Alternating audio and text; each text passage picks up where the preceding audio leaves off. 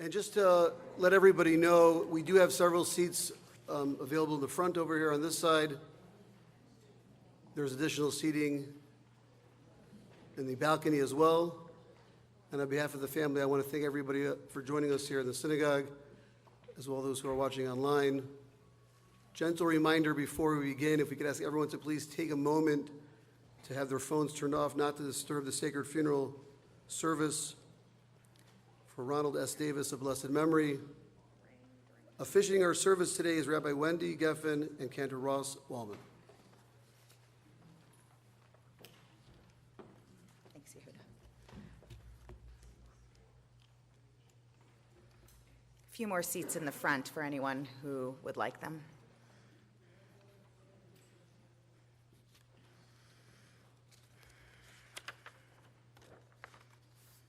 It's strange to be in this space and not be greeted by Ron Davis. This space in particular, so much of our congregation was home to Ron Davis, but I think this space, right, Lois, holds such a special place, literally and figuratively, in the Davis family's heart. And I think in our congregation, when we think of this space, at least for me, and I think my colleagues, and perhaps many of you who are a part of NSCI, it's hard to imagine this space not with Ron in it. Hard to imagine a gathering where he's not standing up, extending his hand, greeting everyone, introducing himself. And that's grief. That's the way we feel absence in those encounters, which really represented for us the different parts of a person's life. So that whole is there and it remains, but we are invited this day as we grieve to also cultivate gratitude for having had the gift of knowing Ron, for having had the gift of his presence in our lives. So before we begin with melody, with word, I'll just invite you to think of Ron in whatever way he is most essential in your memories. See if you can hear that deep tenor in his voice, see his smile, feel his hand on yours. Can you hear wisdom that he offered in casual conversation? Can you hear him sourcing the wisdom of someone else as he would never take credit on his own? So much of the life of this good man with his good name will undoubtedly abide in everyone lucky enough to have known him and to now be bearers of his memory. And so we will turn to voices of Jewish tradition, these voices that meant so much to Ron, as we remember him, as we grieve together, as we offer our gratitude to God for his life.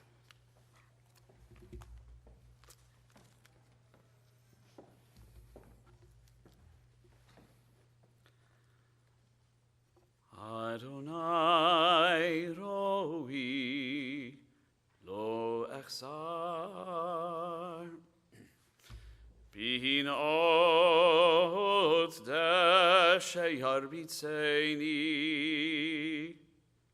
alamei menuchot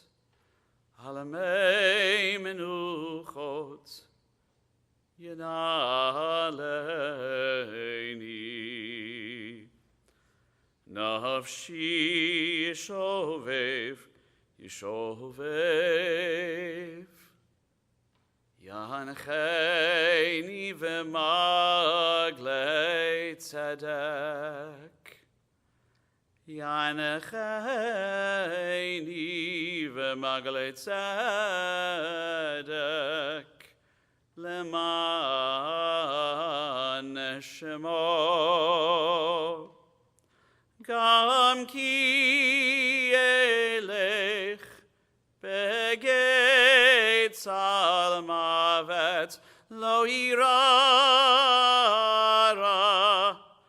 כי אתה עמדי.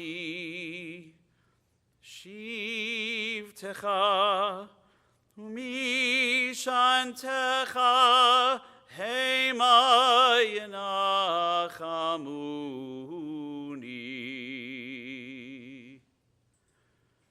תערוך לפני שולחן נגד צוררי. דשנת ושמן ראשי כוסי רוויה. אך טוב וחסד ירדפוני כל ימי חיי, כל ימי חיי. ושבתי בבית אדוני לאורך ימים. אדוני רואי לא אחזר, אדוני רואי לא אחזר.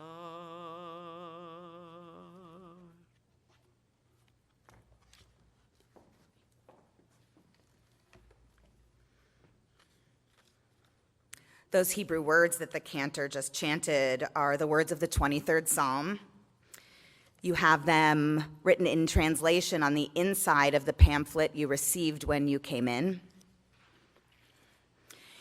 In a moment, we'll join together in reading these words aloud, but I would invite you as we read them to reflect on the fact that Ron was so moved by these words. He and I actually shared a number of conversations over the years about faith, what it means to be in the presence of God, comforted by God, sheltered by God, led by God, protected by God. And all of that is ultimately the message through and through of this psalm, a psalm designed to bring comfort, a psalm that certainly brought comfort to Ron, and a psalm whose words we pray will bring comfort to everyone who mourns this day. Let's join together. The Lord is my shepherd, I shall not want. He maketh me to lie down in green pastures. He leadeth me beside the still waters. He restoreth my soul. He leadeth me in the paths of righteousness for his name's sake. Yea, though I walk through the valley of the shadow of death, I will fear no evil, for thou art with me. Thy rod and thy staff, they comfort me. Thou preparest a table before me in the presence of mine enemies. Thou anointest my head with oil, my cup runneth over. Surely goodness and mercy shall follow me all the days of my life, and I will dwell in the house of the Lord forever. The words of the 15th Psalm speak of the character traits of someone who merits abiding in the house of God. I hope you will hear Ron in these words. Adonai, who may abide in your house? Who may dwell in your holy mountain? Those who are upright, who do justly, who speak the truth within their hearts, who do not slander others or wrong them or bring shame upon them, who scorn the lawless but honor those who revere God, who give their word and come what may, do not retract, who do not exploit others, who do not take bribes. Those who live in this way shall never be shaken. And finally, from the 90th Psalm, Adonai ma'ona tahayita lanu bedor vador. O God, you have been our refuge in every generation. Before the mountains came into being, before you brought forth the earth and world, from eternity to eternity, you are God. You return us to dust. You decree, return, you mortals, for in your sight 1,000 years are as yesterday when it's past a watch in the night. The span of our life is 80 years and 10, or given strength 80 years, but the best of those years pass by speedily, and we are left in darkness. So teach us, God, to number our days that we might attain a heart of wisdom. Turn to us, show mercy to us, satisfy us at daybreak with your love that we might sing for joy all our days. Let your deeds be seen by your servants, your glory by their children. May your favor, O God, be upon us. Establish the work of our hands, that it might long endure.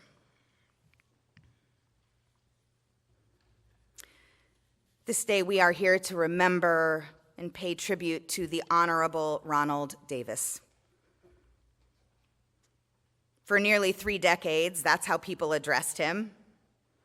It's a distinguished title, a title earned through years of service, wisdom, and responsibility. About this matter of honor, Judaism asks an interesting question. In Pirkei Avot, Ben Zoma teaches, who is honorable? The one who shows honor to others.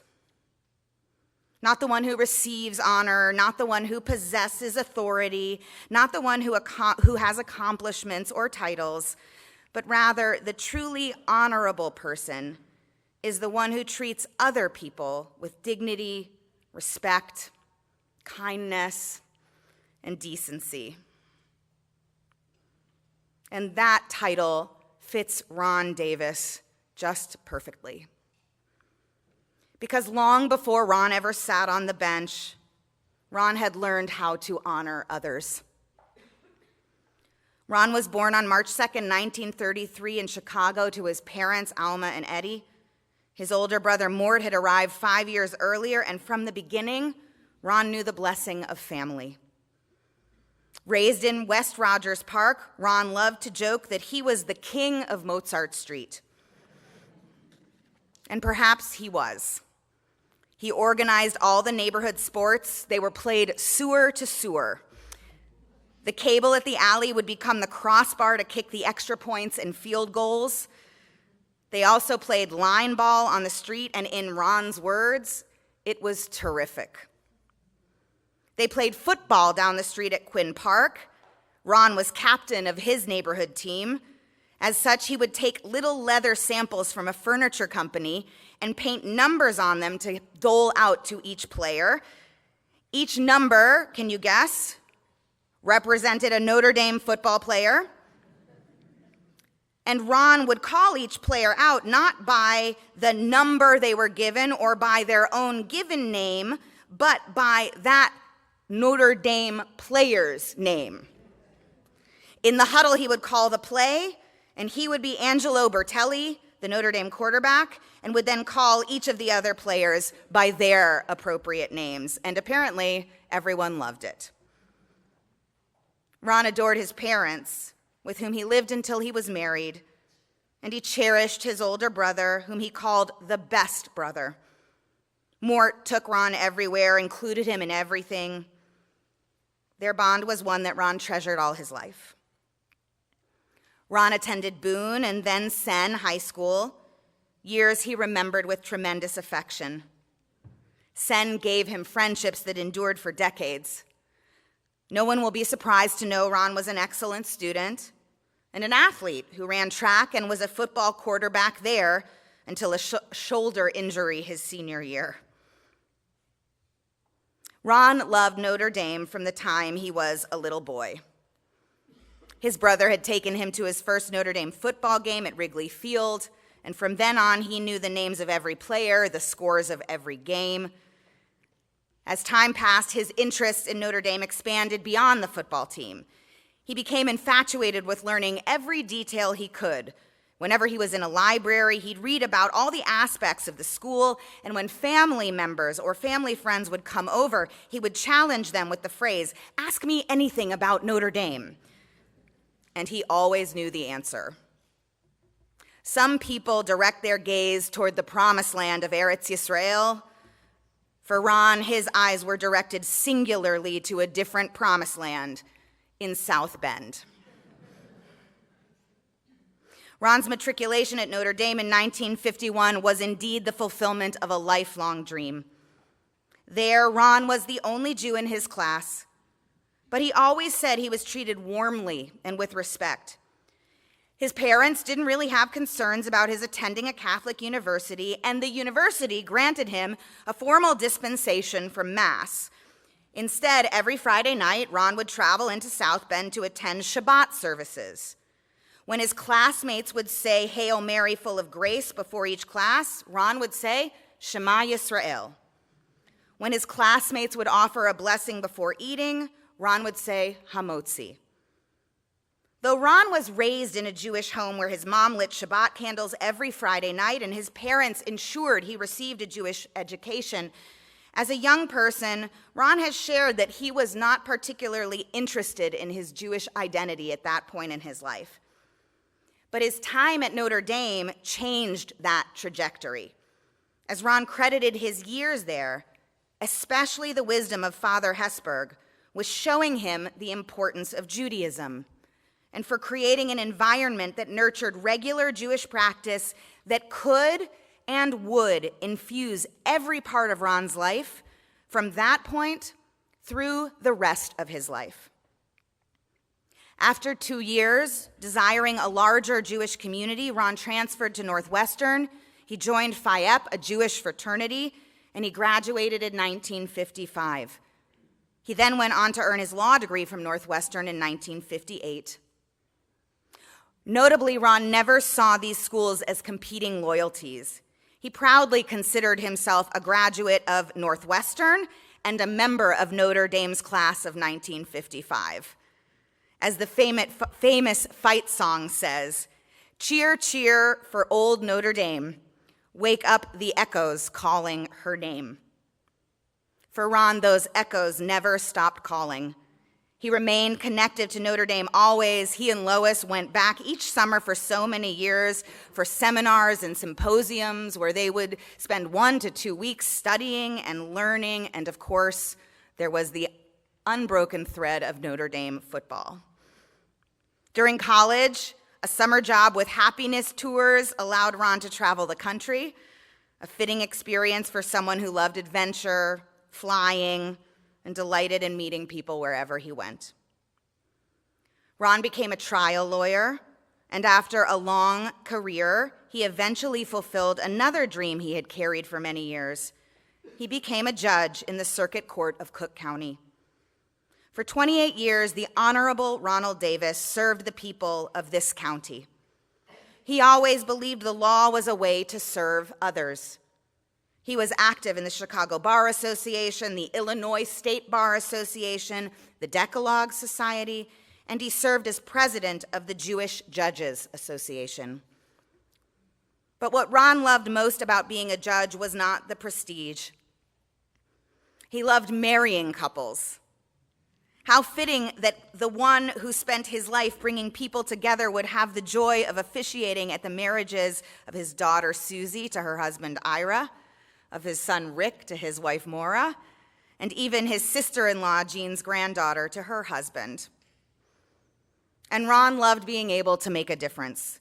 He was inspired by one of his mentors, Rabbi Abraham Lincoln Merovitz, the Honorable Rabbi Abraham Lincoln Merovitz, who would regularly say he was not interested in how much a person knew until he knew how much a person cared.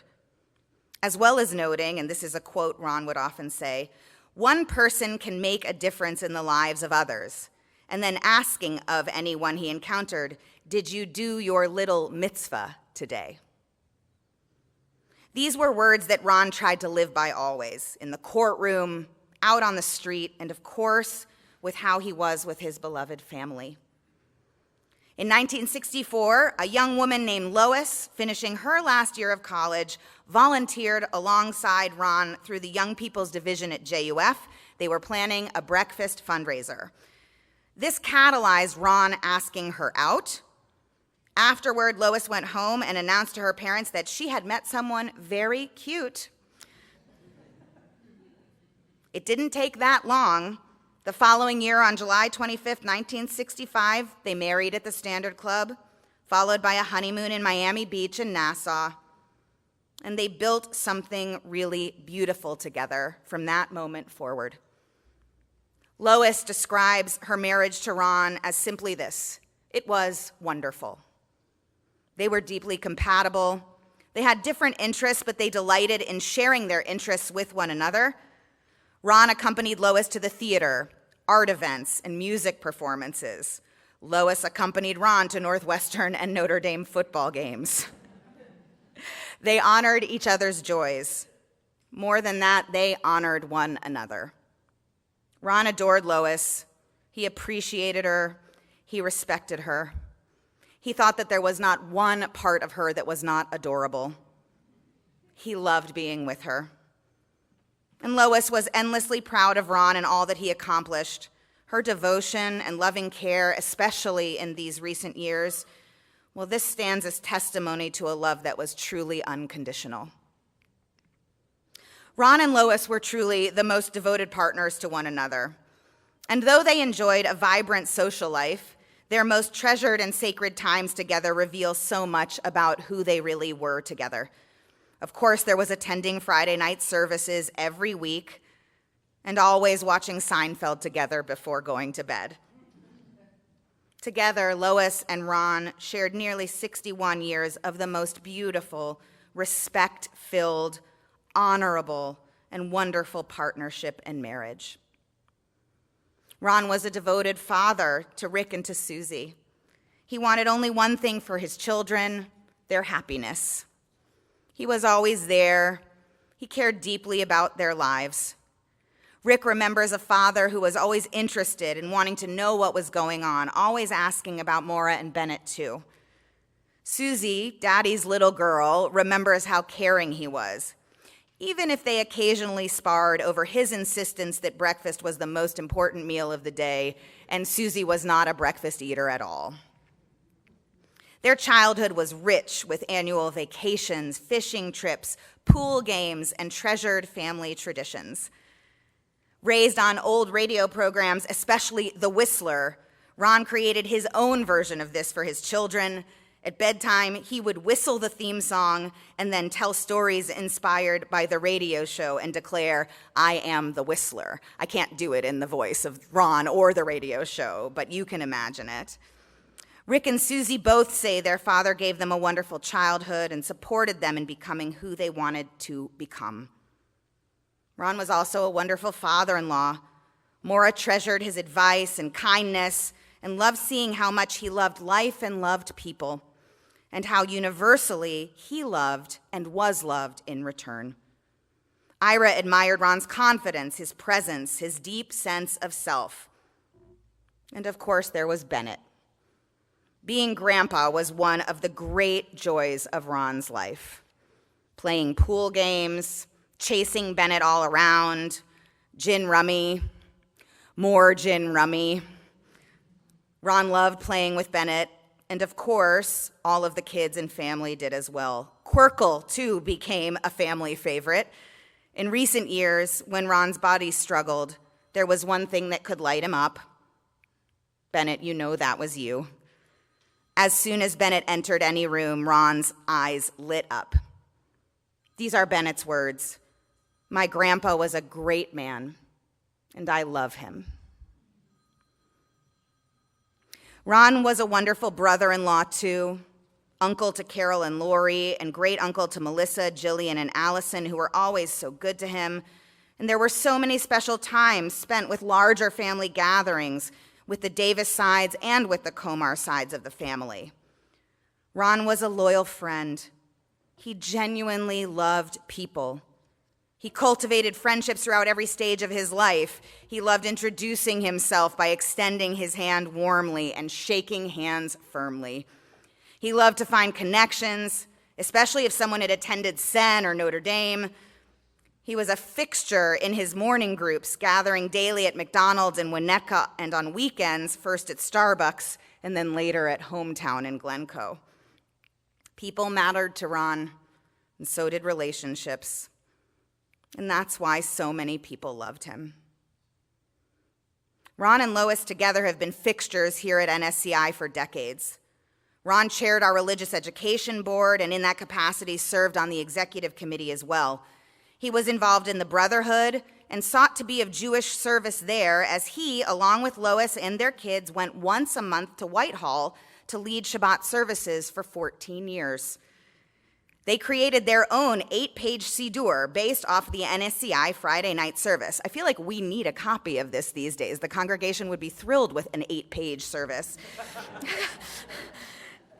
And Ron would deliver the sermon each time. Some of the residents even called him Rabbi, a title he always was sure to clarify that he was not. But the truth is, Rabbi means teacher. And a teacher is exactly what and who Ron was. From the 10 years he taught Jewish history to 5th and 6th graders at a Chicago synagogue after college, Ron felt compelled to bring important Jewish content to young people and offer it to them in exciting ways that would keep them interested and engaged. He wanted to do what he could to ensure that kids experienced Jewish education in a way that would captivate them long before they were adults. And Ron saw all of these opportunities to deliver sermons and teach Jewish history as a part of his ongoing lifelong Jewish learning. He was inspired by Rabbi Akiva of the Talmud, who at age 40 took Jewish learning up for himself as he hadn't taken it up previously. Rabbi Akiva stood out to Ron in his mind as proof that it was never too late for someone, in Ron's words, to let God into their life, exactly as Ron had experienced firsthand in his own. Ron would often quote Rabbi Akiva's most famous tenet, "Love your neighbor as yourself, the rest is commentary," summing up so much of Ron's understanding of what our purpose in life is meant to be. Back to NSCI, beyond his own endeavors here, whatever Lois was involved in and leading, especially Feed the Hungry, well, Ron was right there with her, encouraging, supporting, participating. They attended Minyan faithfully, they studied Torah faithfully, and as I mentioned, they loved Shabbat. Judaism was not simply a belief, it was lived. It was ethical, it was joyful, it was always grounded in community. Ron was a man of deep faith, deep integrity, and deep goodness. He cherished family, he loved being with people, he was genuine, kind-hearted, joyful. He lived fully and beautifully, and he lived honorably. And even though titles eventually fade, robes get hung up, what remains is something far greater. Who is honorable? The one who honors others, who honors their parents and siblings, who honors their spouse, who honors their children, who honors their friends, who honors strangers, who honors community, who honors Torah, who honors life, who honors God. Ron did all of this. And so today we can say with complete confidence that his title was no mere formality. It was the truth. He was and always will be in every sense the Honorable Ronald Davis. And his memory will always be for blessing. We turn now to the words of his dear friend Herb Isaacs. Come on up, Herb.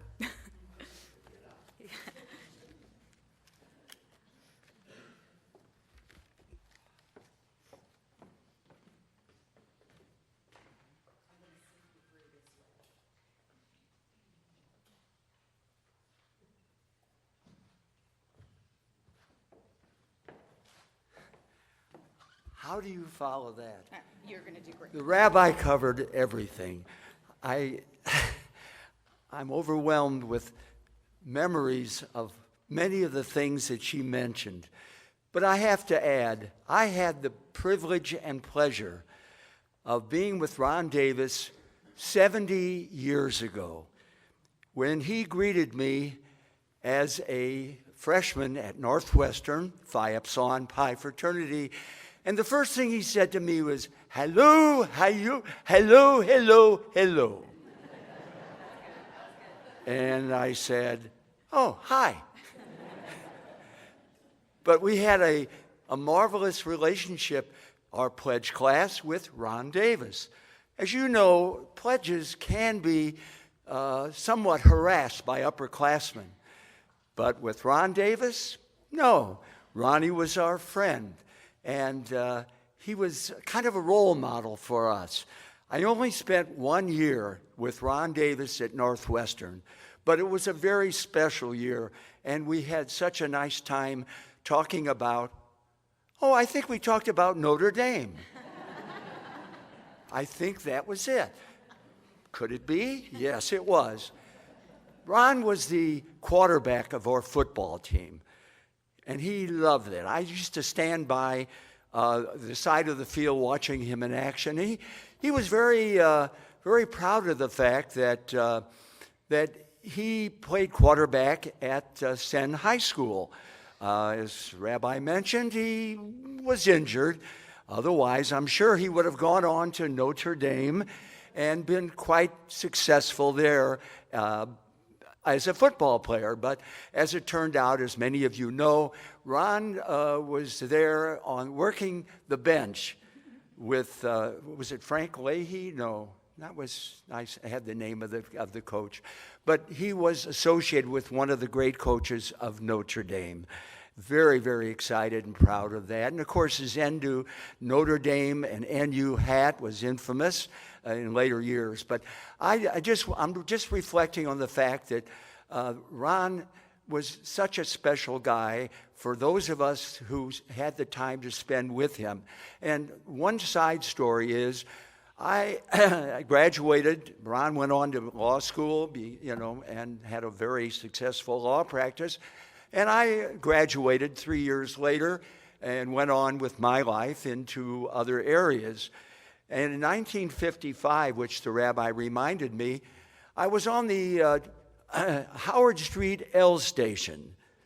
And who comes along but someone that I recognized. Hadn't seen him in a long time. We introduced each other. Ron, I remember you. I remember you from Northwestern, and we had such a nice conversation there. He told me, guess what? I'm getting married. That was going to be just a short time after I was with him, and I said, Ron, we have to get together after your marriage, and we did. And we went, Lois and my wife Helene and Ron and I, we went to a movie, and we had such a wonderful experience initially. And that relationship lasted for so many years. Ron was my friend, and I'm going to miss him. But I'm just so proud of the fact that I, like many, many others, were associated with him. He was a special guy. Thank you. Thank you so much. That was really lovely. My condolences to you. Thank Can you. I walk you down? Yeah, no, I'm sorry. What? But I could use your help. It's my honor.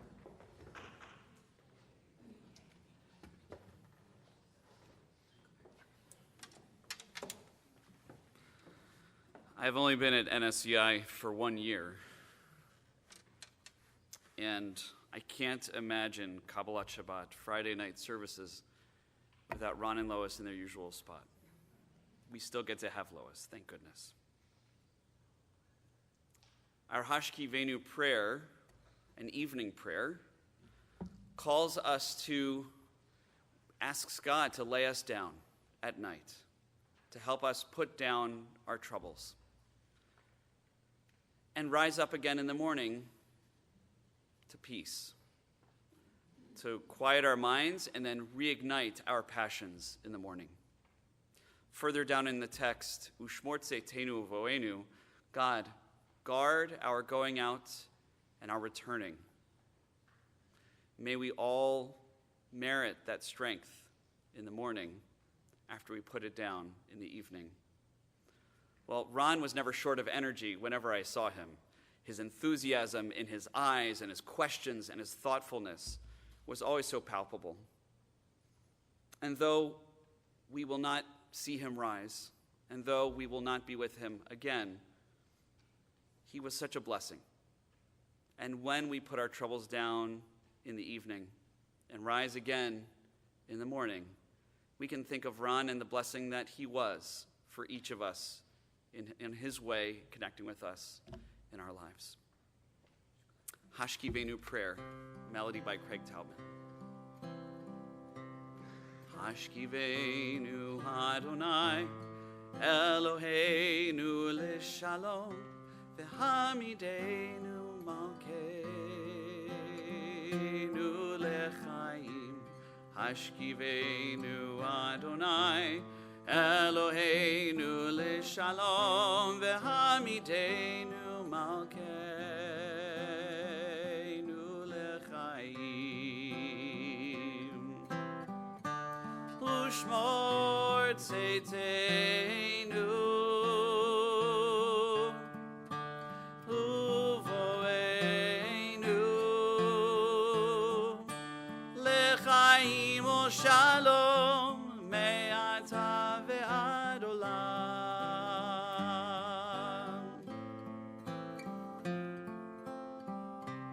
Hashkivenu Adonai, Eloheinu L'Shalom, V'hamidenu Malkeinu L'Chaim. Hashkivenu Adonai, Eloheinu L'Shalom, V'hamidenu Malkeinu L'Chaim.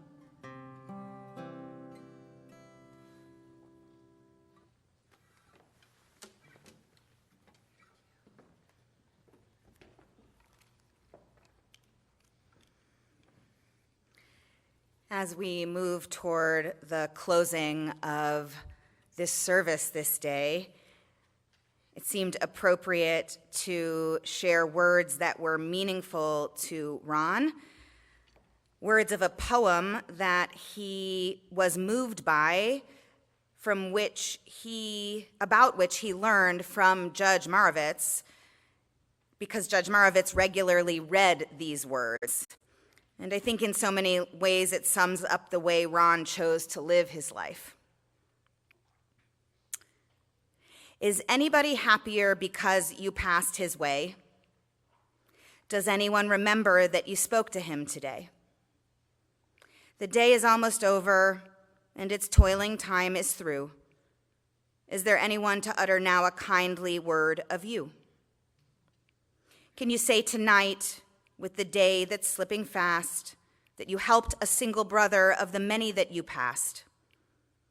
Is a single heart rejoicing over what you did or said? Does the man whose hopes were fading now with courage look ahead? Did you waste the day or lose? Was it well and nobly spent? Did you leave a trail of kindness or a scar of discontent? As you close your eyes in slumber, do you think that God will say, "You have earned another tomorrow by the word and work you did today"? If you're able, I'll invite you to please rise.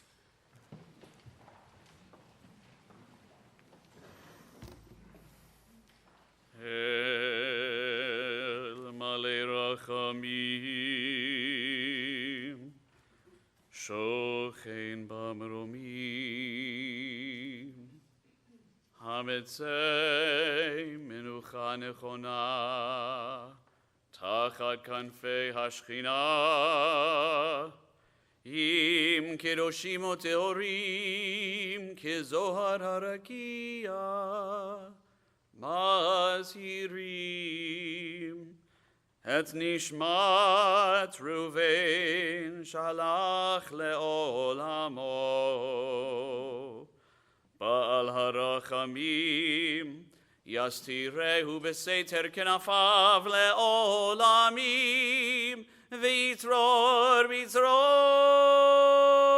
achayim et nishmato. Adonai hu nachalato v'yanuach b'shalom al mishkavo v'nomar Amen.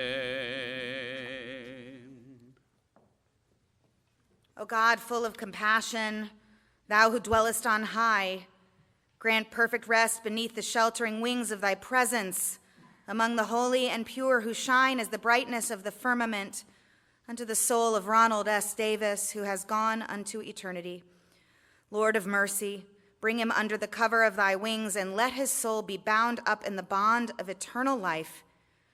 Be God's possession. May his repose be peace. Amen.